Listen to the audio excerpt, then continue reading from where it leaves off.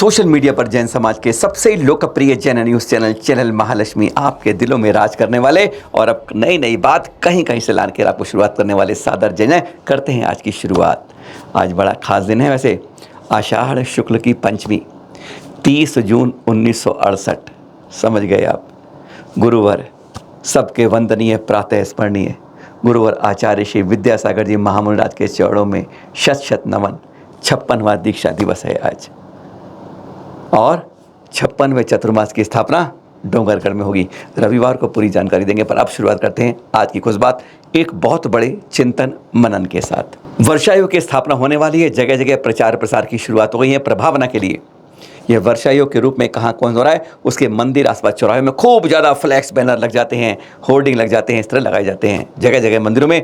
और फिर यह दृश्य भी देख रहे हैं आप, जब ये फ्लैक्स लग रहे हैं तब, और जब इनका उतारा जाता है, खींचा जाता है। और आजकल ये दृश्य वैसे आप इंदौर शहर से देख रहे हैं, जो आप इस समय देख रहे हैं इंदौर शहर के हैं, जहाँ से उतरने के बाद कुछ इस तरीके से, कोई बारिश आ रही है उसके बाद ट्रक वाले आते हैं और लोग आते हैं, कई आते हैं और इस तरह से फ्लैश को, क्योंकि हम इसका कभी भी निष्पादन सही तरह से नहीं करते हैं कि कहाँ इसका, जिससे इसकी दुर्भावना हो। आचार्य श्री को यह सम्मान हो रहा है या अपमान, अब यह सोचने वाली बात है। चिंतन बता रही है जब फ्लैक्स उतरते हैं उनको पैरों से रोनते हैं इस तरीके से। आचार्य श्री विराग सागर जी, आचार्य विष्णु सागर आदि के फ्लैक्स हैं जिन पर इस तरीके से व्यवहार हो रहा है। गलती उसकी नहीं है, गलती हमारे समाज की, हमारी गलती है कि हम इसको सही तरह से इसका निष्ठापन नहीं करते हैं, सही जगह से निकालते नहीं है। फ्लैक्स को निकालो और उसको उचित जगह ट्रांसफ़र करो। जैसे जिनवाड़ियाँ होती है ना, हम लाते हैं, धार्मिक पुस्तकें होती हैं, लिया फिर पैरों में यूँ रद्दी में बेचते हैं, कई जगह खाने के अंदर आते हैं, वहाँ आते हैं, इस तरह आते हैं। जिस तरीके से वहाँ पर ध्यान रखते हैं, इसी तरीके से हमें, हाँ, प्रचार प्रसार के लिए, प्रभावना के लिए ये बहुत ज़रूरी अंग है। जनमानस में जानकारी होना जरूर है। इसलिए यह मत कहिए कि होर्डिंग बैनर नहीं लगाने चाहिए, पर होर्डिंग बैनर उनको उतारने की भी जिम्मेदारी, उचित रूप से जाकर हटाने की जिम्मेदारी भी होनी चाहिए। क्योंकि जितनी प्रभावना होती है उतनी ही अप्रभावना, अपमान, असम्मान भी होता है। इस बात में हमें चिंतन करना होगा और इसके लिए शुरुआत आज ही से करनी होगी। लगाइए, खूब लगाइए, प्रचार करिए, प्रसार करिए, पर उसको उतार कर सही जगह पहुंचाने की भी जिम्मेदारी का कर्तव्य निभाइए। बड़ी खास बात आज कर रहे हैं आपसे, चिंतन की बात।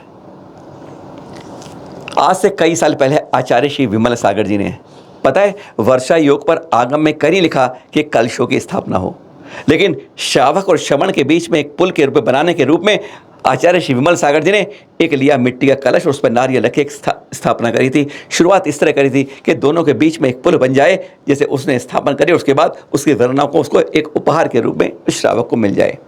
शुरुआत सही हुई, कहते हैं उसका फिर हम मतलब निकाल जाते, बिगड़ जाता है। और आज की तारीख में तो कलश की स्थापना एक बेशुमार पहाड़ बन गया है। 5, 10, 15, 20, 25, 30, 100, 125, 150, 200, हजारों में गिनती तक पहुंच जाती है। कई बार तो ऐसा, अभी आप सुन लीजिएगा कि कहाँ 100, कहाँ 50, कहाँ 75, इस तरह आप सुनेंगे, आप हैरान अपने आप देखिएगा।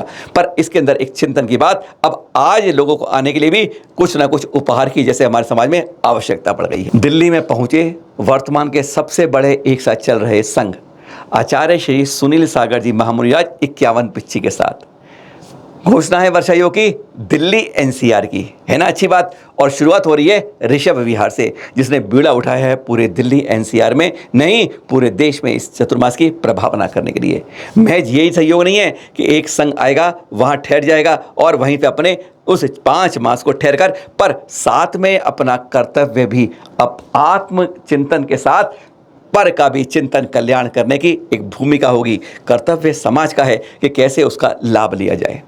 इसकी स्थापना हो रही है यमुना पार स्पोर्ट्स कॉम्प्लेक्स के अंदर, जो यमुना स्पोर्ट्स कॉम्प्लेक्स है विवेक विहार के पास, कलकत्डुमा के पास, वहां हो रही है 2 जुलाई को दोपहर 1:30 बजे।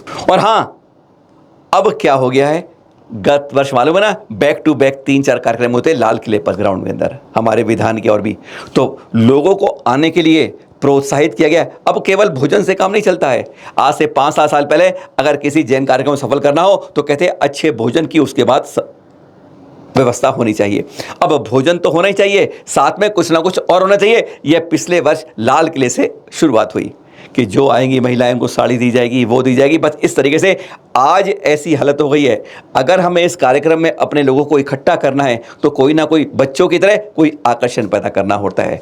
ऐसा ही आप देख रहे हैं, यह जो है ऋषभ विहार द्वारा आयोजित कार्यक्रम हो रहा है, यमुना स्पोर्ट्स क्लब ऋषभ विहार की ओर से जो हो रहा है दोपहर को 1:30 बजे 2 जुलाई आषाढ़ शुक्ल चतुर्दशी को, वहाँ पर जो आ रहे हैं श्रावक, जो भक्त आएंगे, जो 2 बजे से पहले आएंगे, उनके लिए बड़े बड़े पुरस्कार रखे गए हैं कि ड्रॉ निकाला जाएगा। जिसे आप देख रहे हैं, स्कूटी दी जाएगी, लैपटॉप दिया जाएगा। केवल ये इसलिए है, आज प्रवचनों के लिए, संतों के कार्यक्रमों के लिए भी लोगों को बुलाने के लिए इस तरह के आकर्षण रखने आज एक समाज की मजबूरियां हो रही हैं। लोग कहते हैं अनावश्यक खर्च हो रहा है, हम भी कहते हैं अनावश्यक खर्च हो रहा है, पर कैसे आता है समाज में? आजकल प्रवचनों में इतने लोग नहीं मिलते, जितने मंच पर होते हैं उतने सामने सुनने वाले नहीं होते। आज तो हालत ये हो रही है। ऐसे में ऐसे प्रलोभन क्या जायज़ है या नहीं, ये चिंतन अलग बात है।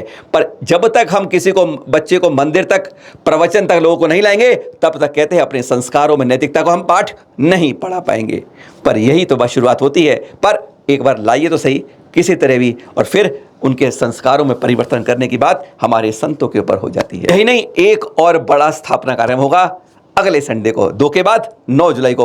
वो होगा इंदिरा गांधी स्पोर्ट्स स्टेडियम के अंदर। जी हाँ, ITO के पास, राजघाट और ITO के बीच में इंदिरा गांधी इंडोर स्टेडियम में, लाल मंदिर में 18वां चतुर्मास कर रहे आचार्य श्री अतिवीर जी मुनिराज के लिए उस कमेटी ने भी घोषणा की है, कुछ बड़े अच्छे उपहार दिए जाएंगे। संभावना है वहाँ भी कुछ इसी तरह के बड़े उपहारों की घोषणा की जाएगी।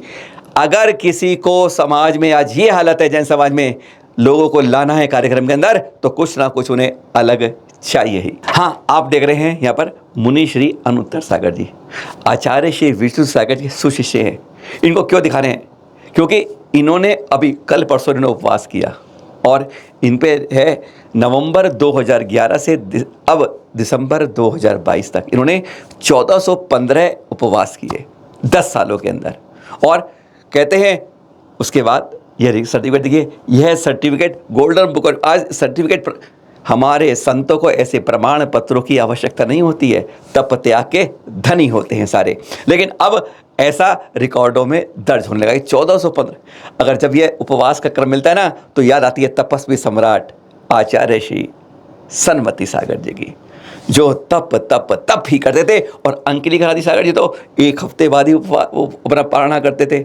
ऐसे अगर देखेंगे तो इतिहास हमारा जैन संतों का भरा पड़ा है लगातार उपवास करने का। प्रसन्न सागर जी 557 का संग्रह शुरू करते थे, और भी ऐसा आता है। तो इसलिए कभी भी प्रमाण पत्रों पर मत जाएं। अनुत्तर सागर जी भी ऐसे ही साधु हैं जो नित्य विहार भी करते हैं और उपवास भी करते हैं। आज ऐसे हमारे अनेक संत इस तरह के कार्यक्रम करते हैं, तप करते हैं, अंतर की याद करते हैं, तपस्या करते हैं, ध्यान में मग्न हो जाते हैं। आहार तो एक तरफ रहता है, और 2-3 दिन तक ध्यान तप में लगे रहते हैं। वर्षा योग के साथ दीक्षा की तैयारी भी। जी हाँ, आषाढ़ शुक्ल चतुर्दशी वर्षा योग की स्थापनाएं जगह जगह हो रही है। कुछ एक दिन पहले भी हो रही है, एक दिन बाद, 2 दिन बाद भी हो रही है, और अगले रविवार को भी हो रही है। वैसे अपनी अपनी जो स्थापनाएं होती हैं, संत लोग उसी दिन आषाढ़ शुक्ल चतुर्दशी को कर लेते हैं सायकाल तक। आचार्य श्री पुलक सागर जी का पालघर तहसील के ना, उन्हीं के द्वारा प्रणीत बनाए गए जिन शरणम तीर्थ पर 28वां चतुर्मास हो रहा है। सबको जानकारी है, पर उससे 1 जुलाई को स्थापना है, और उससे 2 दिन पहले एक अलग कार्यक्रम है जो यहाँ पर है दीक्षा का।